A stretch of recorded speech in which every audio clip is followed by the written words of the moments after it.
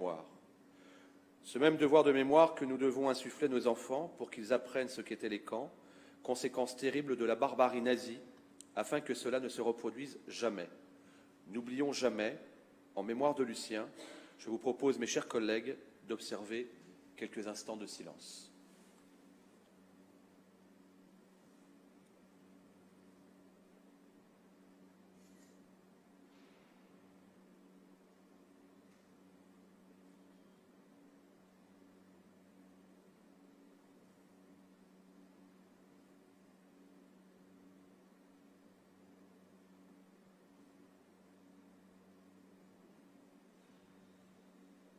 Je vous remercie. Merci.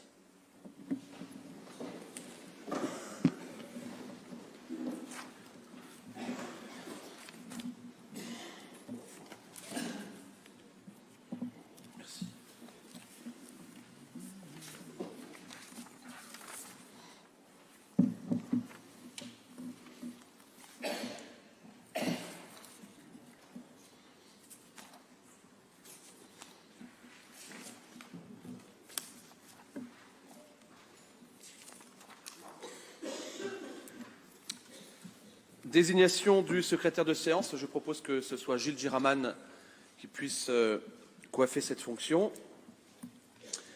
Merci, mon cher collègue. Appel nominal, Carl Olive présent, Sandrine de Santos, présent. Georges Monnier, Fatiel Massaoudi, Patrick Meunier, Jean-Jacques Nicot, Virginie Mesmer, Vincent Richard Bloch, Florence Xolin, Fabrice Moulinet, présent. Michel Prost, Lydie Grimaud, Karine Comte, Aline Smani, Gilles Giraman, Éric Roger, retard, pouvoir en attendant à Monsieur Jean-Jacques Nicot, Raymond Letellier, Sylvaine Lefebvre,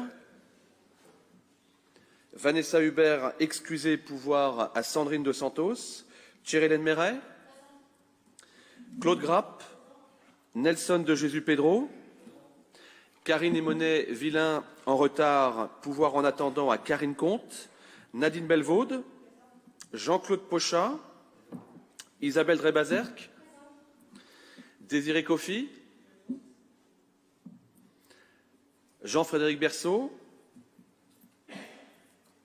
pouvoir pour Monsieur Berceau, sans pouvoir, Pierre-Alexandre Duchesne, Michel Debuisser, Roger Jouan, Pascal Geffray, Anne-Marie Vinet, Crémo Alaouchiche, Huguette Loquet, Maxime Legrand, pouvoir pour Monsieur Legrand, sans pouvoir, Philippe Dompère, Éric Falzon, excusez, pouvoir à Jeanne Potier et Jeanne Potier. Merci mes chers collègues.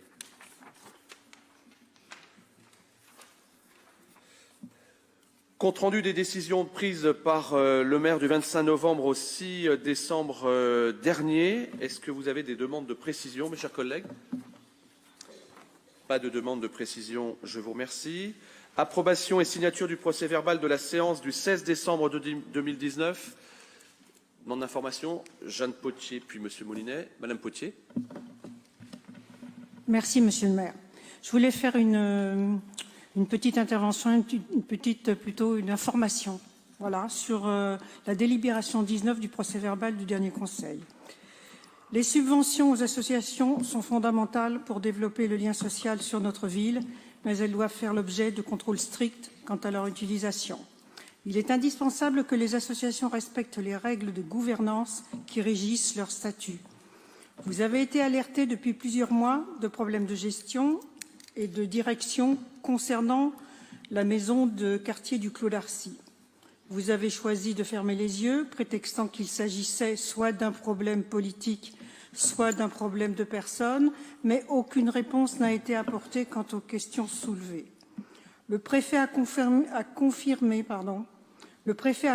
le caractère anormal d'une vacance de trésorerie durant 6 mois. Comment, dans ces conditions, les comptes ont-ils d'ailleurs pu être approuvés? Notre devoir en tant qu'élus est d'avertir sans délai le procureur de la République et de transmettre à ce magistrat tous les renseignements relatifs à une situation pouvant avoir un caractère pénal. C'est pourquoi, avec Anne-Marie Vinet, Éric Falzon, Huguette Loquet, Thierry-Hélène Méret, au titre de l'article 40, nous avons effectué une démarche commune afin que toute la lumière puisse être faite sur cette affaire qui entoure la maison de quartier du Clos d'Arcy. Nous voulions simplement informer l'ensemble du conseil municipal de cette procédure. Merci, Monsieur le maire. Merci, Madame Potier. Monsieur Nelson de Jésus Pedro, remarque par rapport à ce qui a été dit, s'il vous plaît. Moi, je crois que le sujet avait déjà... Excusez-moi, bonjour tout le monde, bonjour chers collègues. Je crois que le sujet a déjà été évoqué. La vacance du trésorier est effective, mais c'est une association, elle est de droit privé. Nous n'avons pas à vérifier le fonctionnement interne d'une association de droit privé. Et nous avons été très clairs vis-à-vis de l'association. Il n'y aura aucune subvention qui ne sera versée tant qu'ils n'auront pas de trésorier élus au sein de leur association. Ce qui est le cas depuis septembre, sans vouloir m'avancer sur la date. Et à partir du moment où lequel ils ont rectifié leurs erreurs et mis en place un trésorier, la subvention peut être versée. Il n'y a donc pas eu de versement tant qu'il n'y avait pas de trésorier au sein de cette association. Un mot, je redis évidemment que je considère, et comme par hasard, les personnes qui font cet article 40 sont des personnes d'une liste présente au Conseil, aux prochaines élections municipales. C'est sûrement fortuit et un hasard. Je redis simplement que le versement de la subvention complémentaire par le Conseil municipal du 25/11/2019 de 65 000 € a été conditionné par l'élection d'un trésorier par intérim au Conseil d'administration. En effet, lors d'une démission d'un dirigeant, quelle que soit sa fonction, le Conseil d'administration de l'association pourvoit à son remplacement par intérim jusqu'à la prochaine Assemblée générale. Prévu dans la Convention d'objectifs et de moyens du Clos d'Arcy, l'association a informé rapidement la collectivité qu'un conseil d'administration a été organisé pour coopter le remplacement du poste vacant. Cela fera l'objet d'une déclaration en préfecture et une communication aux partenaires tels que la ville. Le versement de la subvention complémentaire a été effectué en respectant deux vérifications. 1. L'élection d'un trésorier le 12/11/2019. 2. L'enregistrement du trésorier par intérim auprès des services préfectoraux le 29/11/2019. Par un conseil d'administration du 12/11/2019, un trésorier par intérim a été élu jusqu'à la prochaine Assemblée générale de l'association. 1. Le procès-verbal dû a été communiqué à la commune le 26/11/2019. Le trésorier par intérim a été nommé. Le récépissé d'enregistrement de la préfecture a été communiqué à la commune le 12 décembre 2019. Je rappelle qu'un dialogue de gestion avec l'association le 4 octobre 2019, une demande d'une subvention complémentaire, plus démission de la trésorière. Le conseil d'administration de l'association le 12/11/2019, le trésorier remplaçant a été élu. Conseil municipal du 25 novembre dernier, vérification des pièces qui conditionnent le versement de la subvention, avec un PV du 12/11/2019 qui a été reçu le 26/11/2019 et un récépissé de la préfecture le 29/11/2019, lequel avait été validé le 12 décembre dernier. Le versement de la subvention complémentaire de 65 000 € a été mandaté le 16 décembre dernier. L'argent est arrivé sur le compte bancaire de l'association le 3 janvier 2020. Tous ces documents, nous les avons obtenus et pilotés par Christophe de Messine, qui est notre agent ici à la ville de Poissy en matière d'association. Je ne retire pas un mot de ce qui a été dit la fois dernière. Je pense que ça a été parfaitement verbalisé par le président du Clos d'Arcy. Et évidemment, à moins de 2 mois des élections, ça fait 6 ans que nous sommes ensemble. Je suis ravi que l'opposition commence à s'intéresser au fonctionnement des associations. Merci bien. Monsieur Moulinet souhaitait intervenir. Oui. Et évidemment, nous reviendrons vers vous dès que nous aurons des informations. Je n'ai pas la même lecture, Madame Potier, de la totalité de la lettre de Monsieur le Préfet. avec lequel je me suis entretenu sur le sujet. Monsieur le préfet vous dit simplement que vous êtes trompé de destinataire et vous invite effectivement à saisir le procureur de la République, ce que vous avez fait. Et si vous pensez que vous avez bien fait, vous avez bien fait. C'est une démarche à laquelle, évidemment, il n'y a pas de jugement à avoir. Monsieur Moulinet. Oui, merci. Donc, en relisant le procès-verbal, je voulais faire un petit retour sur les interventions concernant les autorisations de programme, monsieur le maire. J'ai préparé une petite note à l'intention de mes chers collègues. Donc, un mot simplement. Peut-être rappeler que c'était Madame Mérec qui était intervenue au début du Conseil. Oui, c'est ça, oui, tout à fait. La fois dernière. Oui, oui. Donc un mot simplement concernant le dernier conseil municipal pour revenir sur la déclaration de Madame Méret en marge de la délibération numéro 4 relative à l'autorisation de programme vidéoprotection. Madame Méret, au cours de votre intervention, vous avez sciemment laissé penser que l'autorisation de programme vidéosurveillance, qui prévoyait des dépenses d'un maximum de 3 millions d'euros, avait outrageusement dérapé. Vous nous avez indiqué, je vous cite, « Monsieur le maire, je suis stupéfaite. Entre 2014 et 2018, vous avez appelé en ouverture de crédit de paiement un total dépassant de 70% le total des mandats émis. » Une telle déclaration, chacun en a conscience, n'avait qu'un objectif. Instiller le doute auprès des participants de notre audience sur la rigueur de la gestion de notre équipe. Seulement, les faits sont là. S'agissant de cette autorisation de programme que nous venons de clore, elle aura donc coûté à la ville 2 988 394 € sur 3 millions d'euros mandatés. Les chiffres sont formels. Si vous additionnez ce qui a été consommé sur le sujet dans les comptes administratifs depuis 2015, vous aboutirez bien à 2,9 millions d'euros. En matière de bonne gestion, je ne crois pas que l'on puisse faire plus sérieux. Seulement, personne n'est dupe, votre intervention n'avait qu'un seul objectif, instiller le doute dans l'esprit des gens. Je tenais donc à rétablir une vérité qui ne souffre pas vos approximations. Non, cette autorisation de programme n'a pas dérapé. Oui, notre équipe a fait preuve d'un très grand sérieux et d'une grande rigueur sur la gestion financière de la ville. Oui, les charges à caractère général de la ville ont diminué de 24,5% depuis 2013. Oui, les charges de personnel ont baissé de près de 5% depuis 2015. Et oui, les dépenses de fonctionnement ont été drastiquement réduites sur l'ensemble du mandat. Et j'ajouterai qu'en prime, chaque euro de cette autorisation de programme fait chaque jour un peu plus ses preuves, puisque les résultats en matière de baisse de la délinquance se font sentir chaque jour à Poissy. Là aussi, les chiffres ne mentent pas. Moins 17% d'atteintes aux personnes et aux biens entre 2016 et 2018. Moins 27% de cambriolage sur 2016, moins 28% de vols liés aux véhicules à moteur depuis 2016, moins 23% d'autres vols sans violence depuis 2016, moins 41% de vols avec violence sans armes depuis 2016. Votre intervention à ce sujet était consternante, voire affligeante, par autant d'inepties. À l'avenir, Madame Méret, je vous serai donc reconnaissant de ne plus asséner des contre-vérités simplement pour agiter le chiffon rouge. Je vous remercie. Vous voulez réagir, Madame Méret ?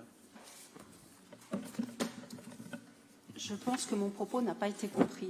Dans la mesure où les autorisations de crédit sont prises au sein d'une autorisation de programme, bien sûr qu'il est impossible de dépasser les autorisations de paiement, de consommer plus que les autorisations de programme. Ce n'est pas la question, c'est que des crédits ont été ouverts mais n'ont pas été consommés. Donc, ce n'est pas la peine d'ouvrir autant de crédits pour n'en consommer aussi peu. C'est juste ça que je soulignais. Mais de toute façon, il ne peut pas y avoir de dérapage, puisque vous ne consommez que ce qui est autorisé dans l'autorisation de programme. C'est juste l'appel à crédit qui est démesuré par rapport à ce qui est consommé. C'est juste ça mon propos. Bon, je pense que par rapport à ce qui a été dit, moi il me semble qu'il y a une petite simplement maladresse, c'est entre le prévisionnel et le réalisé. Je pense qu'on est depuis le départ, et les chiffres sont là pour en parler évidemment, on est sur des autorisations de programme que nous avons respectées et qui étaient inférieures lorsqu'on était au réalisé par rapport au prévisionnel. Ça n'a pas toujours été le cas. Et Madame Vinet en sait quelque chose. Il y a eu une autorisation de programme, je me souviens, sur l'école Mandela, qui était estimée à 5 millions d'euros. Et à l'arrivée, pour l'Épiciaquet, ce n'était pas 5 millions, c'était 9 millions d'euros. C'est toute la différence d'approche de gestion.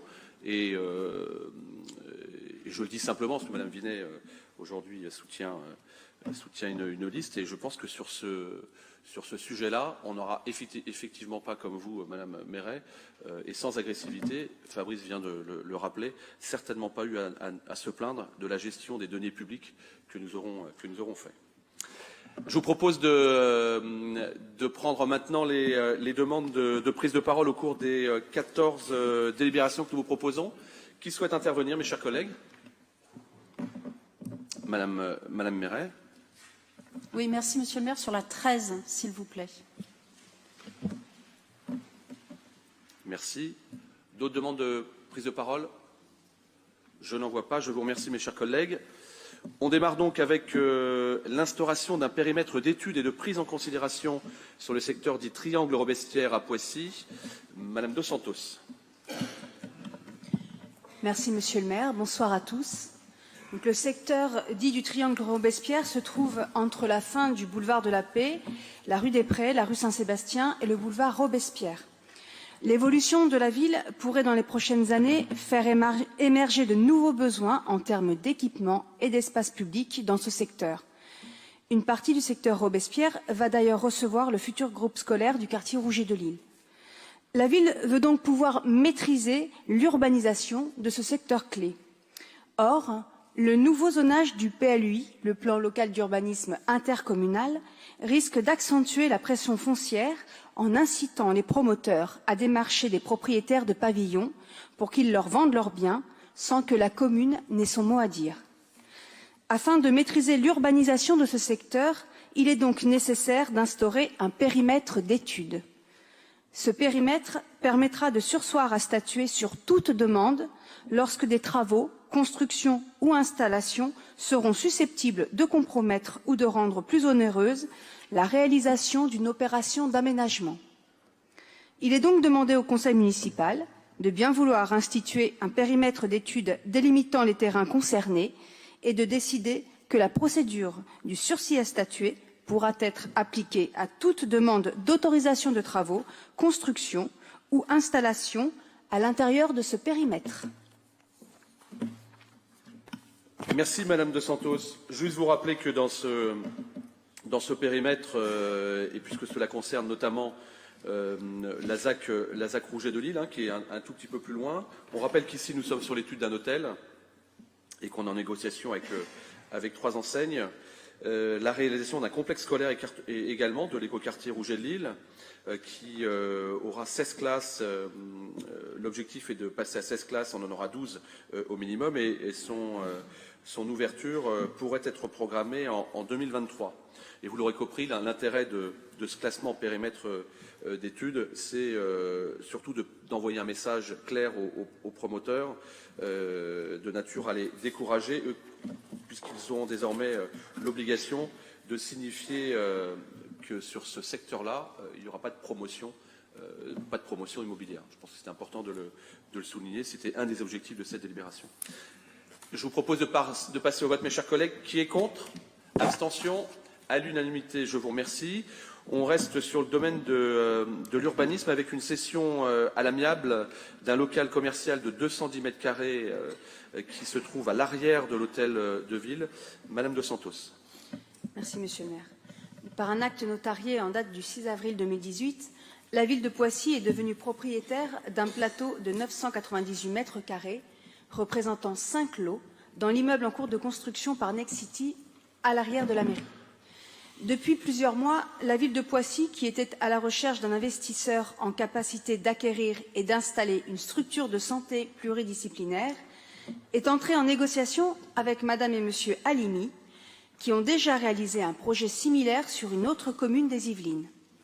Après plusieurs semaines de négociations, Madame et Monsieur Halimi ont confirmé leur volonté de se porter acquéreurs du local commercial sous réserve de l'obtention d'un prêt bancaire et l'autorisation d'y exercer l'activité de maison de santé pluridisciplinaire, et ce, pour un montant de 424 000 €. En conséquence, il est proposé au Conseil municipal d'approuver cette cession. Il n'y a pas de demande de prise de parole, mais si quelqu'un souhaite s'exprimer. Oui, Madame Lefebvre. Je voulais savoir où était leur autre cabinet médical. Leur autre cabinet médical, alors ils ont notamment... L'autre structure qu'ils ont mis en place, dans quelle autre ville? Ils en ont une en place à Chambourcy. Voilà. Alors, ce qu'on peut porter aussi à votre connaissance, mes chers collègues, et évidemment le public qui est ici ou qui nous regarde, évidemment que cette session a vocation à permettre l'implantation d'une maison de santé pluridisciplinaire. Le nombre de salles prévues de 7 salles et un box infirmier. Et sur ce que nous dit le propriétaire, c'est qu'il y aura 2 nouveaux médecins généralistes, 2 kinés, un orthophoniste, une sage-femme et un pédiatre, avec une ouverture potentielle à l'été prochain. Voilà. Ça vous convient, docteur Dampert? Docteur Bloch? On passe au vote, mes chers collègues. Qui est contre? Abstention? À l'unanimité. Merci, mes chers collègues. Une modification des conditions de cession d'un terrain à bâtir. On est sur le terrain Jeep Chrysler, sur les hauteurs de Poissy, au niveau de la route nationale 13. Sandrine de Santos. Merci, Monsieur le maire. Le Conseil municipal du 30 septembre dernier a entériné la cession pour la construction d'une concession automobile Jeep Chrysler d'une superficie d'environ 13 250 mètres carrés pour un prix d'1 590 000 €. Les études de terrain entreprises par l'acheteur ont mis en évidence la présence d'une très importante butte de terre représentant un volume à évacuer de l'ordre de 5 000 mètres cubes et un coût qui n'avait pas été intégré au moment des négociations d'acquisition. Suite au relevé du géomètre, la surface réelle du terrain a également été revue à la baisse, passant à environ 10 940 mètres carrés. À la suite de nouvelles discussions, un accord a été trouvé entre la ville et la société acquéreuse, par lequel cette dernière prend en charge l'évacuation des 5 000 mètres cubes de terre en contrepartie d'un prix renégocié à la somme d'1 192 800 € net vendeur. En conséquence, il est proposé au Conseil municipal d'approuver cette cession. Qui est contre? Abstention? À l'unanimité, mes chers collègues. Je vous remercie. On est maintenant du côté du Paris Saint-Germain avec une des affectations et le déclassement d'une parcelle cadastrée. Sandrine de Santos. Le Conseil municipal du 22 mai 2017 a approuvé la cession de 4 îlots, propriété de la ville de Poissy, au profit du PSG Training Center.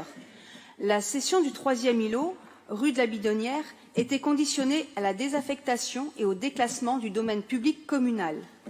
Ce bien n'étant plus affecté au service public, il convient de délibérer pour constater sa désaffectation et de prononcer son déclassement. En conséquence, il est proposé au Conseil municipal de constater cette désaffectation et de prononcer son déclassement et d'autoriser Monsieur le maire à signer au profit du PSG Training Center la vente au prix de 644 500 €. Merci Madame de Santos. Des remarques, mes chers collègues? Alors nous passons au vote, si vous en êtes d'accord. Qui est contre? Abstention? À l'unanimité. Et on passe à la 5e délibération sur l'écoquartier Rouget de Lille. Madame de Santos, toujours. Merci, Monsieur le maire. Par délibération du Conseil municipal du 16 décembre dernier, la commune a prorogé la convention d'action foncière conclue entre la ville et l'EFFIF, et ce jusqu'au 30 juin 2021. Par mesure de parallélisme, il convient donc également de proroger jusqu'à la même date de la convention foncière tripartite signée le 22 décembre 2015 entre la commune, Citalios et l'EFFIF, qui a pour objet principal de définir les conditions de rachat par l'aménageur Citalios des terrains et immeubles qui auront été acquis par l'EFFIF. Il est donc demandé au Conseil municipal d'approuver cet avenant et d'autoriser Monsieur le maire à accomplir toute formalité nécessaire. Merci Madame de Santos. Des remarques, mes chers collègues? Qui est contre? Abstention? À l'unanimité. Nous passons maintenant à la culture. Monsieur Vincent Richard Bloch sur la signature d'une convention tripartite avec l'association Glitch et la communauté urbaine Grand Paris Seine-et-Oise. La parole est à vous, docteur. Vous pouvez appuyer sur le... Merci, monsieur le maire, et bonsoir, mes chers collègues. Il s'agit d'une convention qui s'établit entre la ville de Poissy la société de théâtre vivant Glitch et la communauté urbaine. Dans le cadre de la Nuit de la lecture, la médiathèque de Poissy s'associe depuis son origine à cet événement et la communauté urbaine, soucieuse de la lecture publique, met à disposition des médiathèques municipales des propositions de spectacles vivants. Il s'agit donc d'une convention tripartite entre la société de spectacles vivants qui s'appelle Glitch et puis la communauté urbaine et la ville de Poissy, en sachant que la répartition, cette convention fait l'objet de la répartition financière globale à 140 € pour la communauté urbaine et 260 € pour la médiathèque de Poissy. Et voilà la délibération qu'on vous demande d'entériner. Merci. Eh bien, entérinons-la. Qui est contre? Abstention?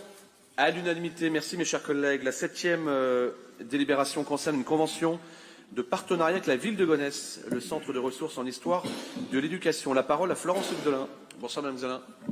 Merci, Monsieur le maire. Bonsoir, mes chers collègues.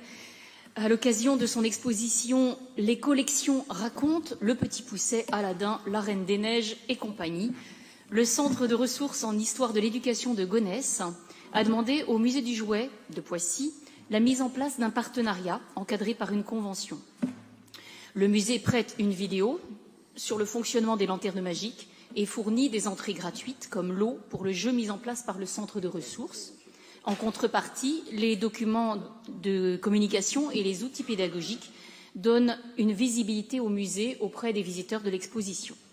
Il vous est donc proposé d'accepter les termes de cette convention et d'autoriser Monsieur le maire à la signer. Parfait. Qui est contre? Abstention?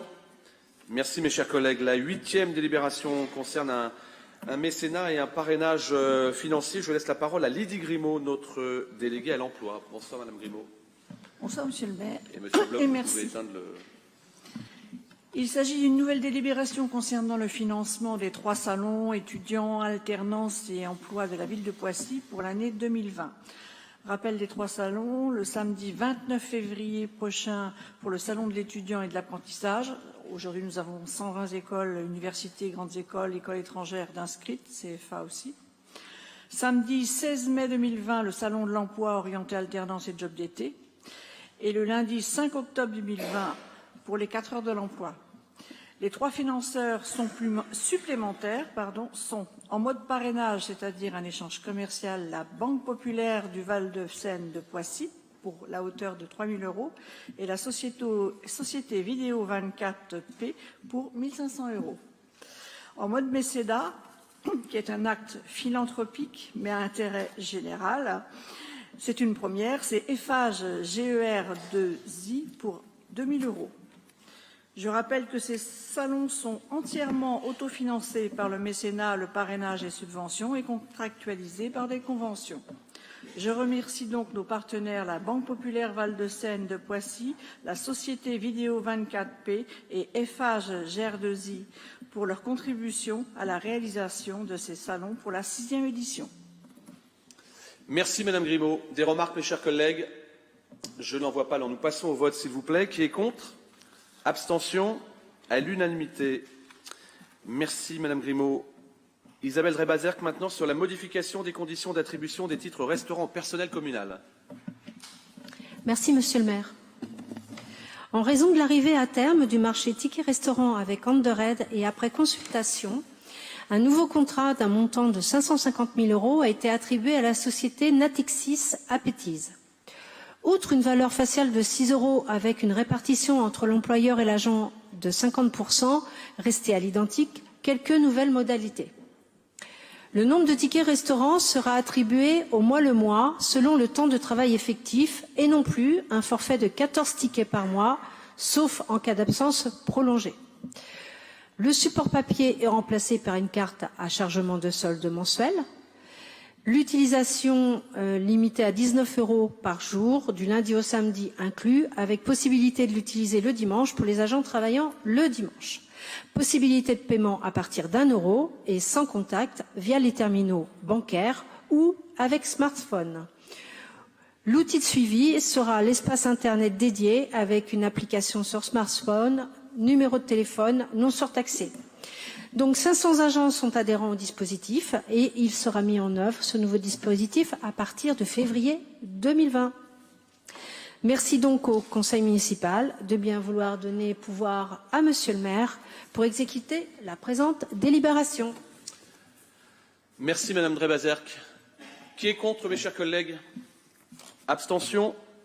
À l'unanimité. Je vous remercie de votre confiance. On passe aux modalités de mise en œuvre du compte personnel de formation. Isabelle, vous poursuivez, s'il vous plaît. Merci. Donc, depuis le 1er janvier 2017, tout agent public bénéficie d'un compte personnel d'activité qui comprend un compte personnel de formation et un compte d'engagement citoyen. Le texte réglementaire précise ce qu'est le compte personnel de formation et le CEC, quels sont les agents concernés, les droits acquis au titre de ce compte formation, la prise en charge des frais de formation, ainsi que les formations concernées. Donc, la présente délibération a pour objectif de donner pouvoir à monsieur le maire d'exécuter ces modalités de mise en œuvre. Merci bien. Qui est contre? Abstention?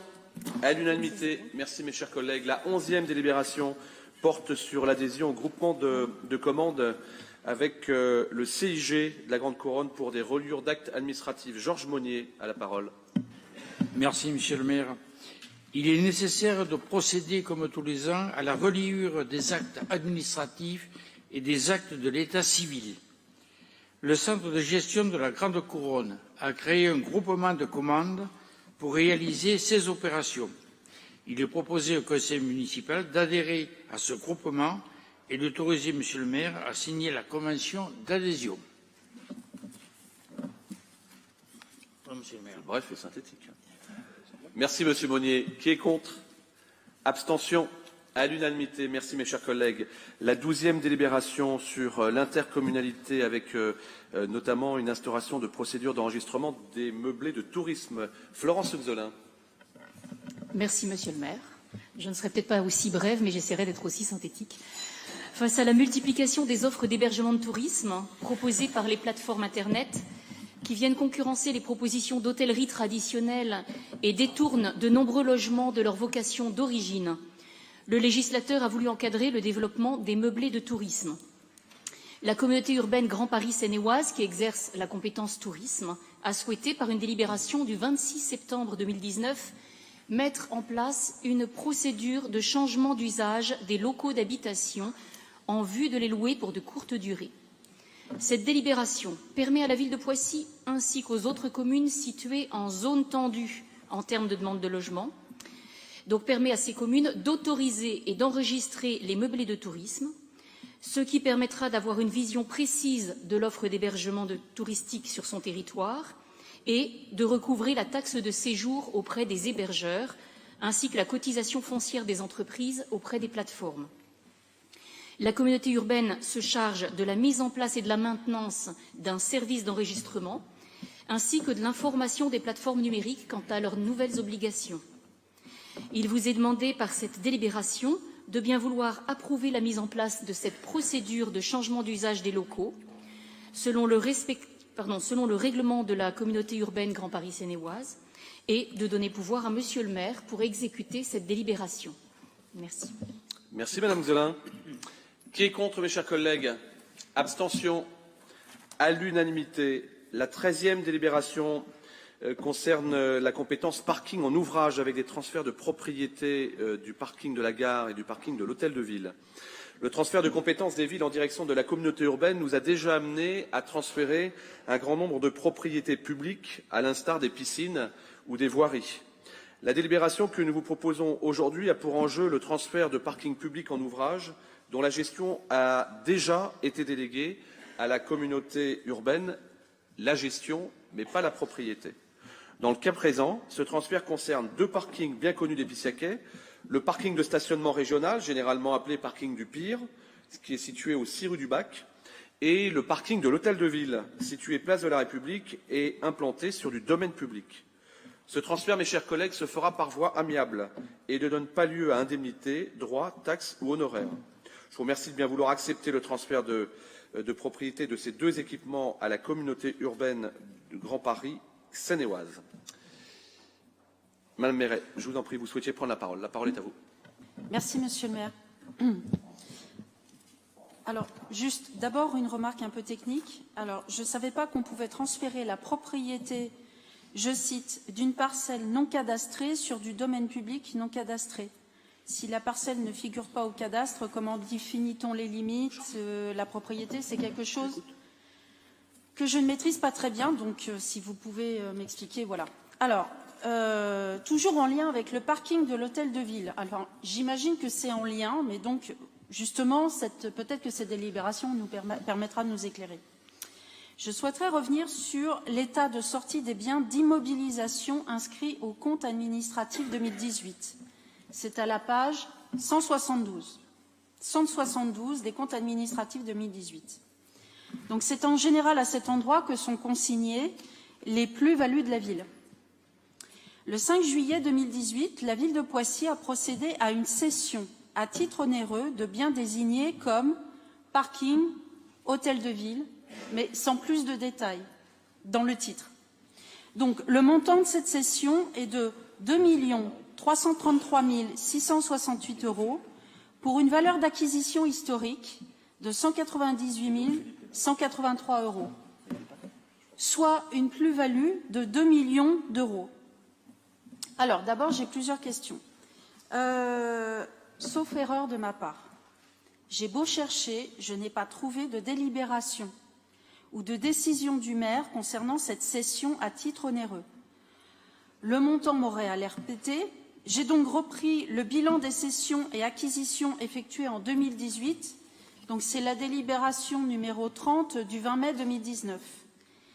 Et même dans ce bilan, cette cession à titre onéreux n'y figure pas non plus. Alors, d'où ma question.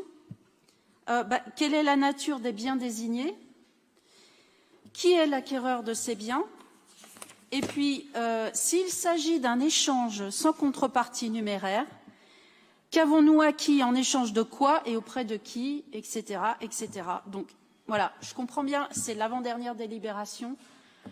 Est-ce qu'il serait possible, d'ici 10 minutes avant la fin du conseil municipal, d'avoir une réponse? Parce que, voilà, je vous remercie beaucoup. On va faire mieux que ça, Madame Mérès, c'est qu'on va même vous préparer une réponse écrite qu'on vous communiquera sur les différents éléments que vous souhaitez. N'hésitez pas dans ces cas-là, mes chers collègues, si vous avez des demandes techniques comme celle de Madame Mérès, si on les a un tout petit peu en avant, on peut vous donner effectivement l'explication exacte que je demande et on est parti se renseigner.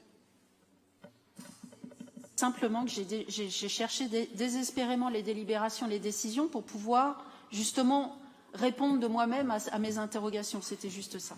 Merci Madame Méret. Je vous propose de passer au vote, mes chers collègues. Qui est contre? Abstention?